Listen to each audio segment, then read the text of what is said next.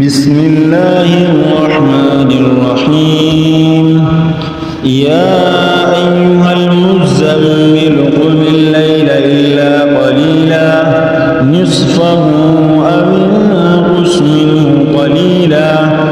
أو زد عليه ورتل القرآن ترتيلا إنا سنلقي عليك قولا ثقيلا إن ناشئة الليل هي أشد وطئا وأقوم قيلا إن لك في النهار سبحا طويلا واذكر اسم ربك وتبتل إليه تبتيلا رب المشرق والمغرب لا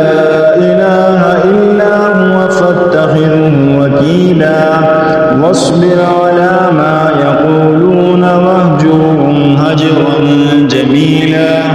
وذرني والمكذبين أولي النعمة ومهلهم قليلا إن لدينا أنكالا وجحيما وطعاما ذا غصة وعذابا أليما يوم ترجف الأرض والجبال وكانت الجبال كثيبا مهيلا إنا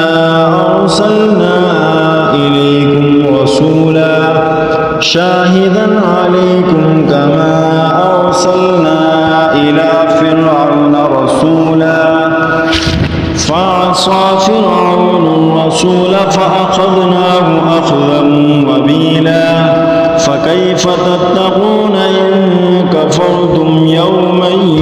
يجعل الولدان شيبا السماء منفطر به كان وعده مفعولا إن هذه تذكرة فمن شاء اتخذ إلى ربه سبيلا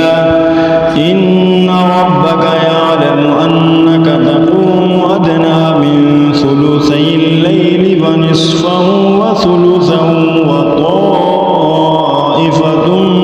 من الذين معك والله يقدر الليل والنهار علم أن لن تحصوا فتاب عليكم فاقرؤوا ما تيسر من القرآن علم أن سيكون منكم مرضى وآخرون يضربون في الأرض يبتغون من فضل الله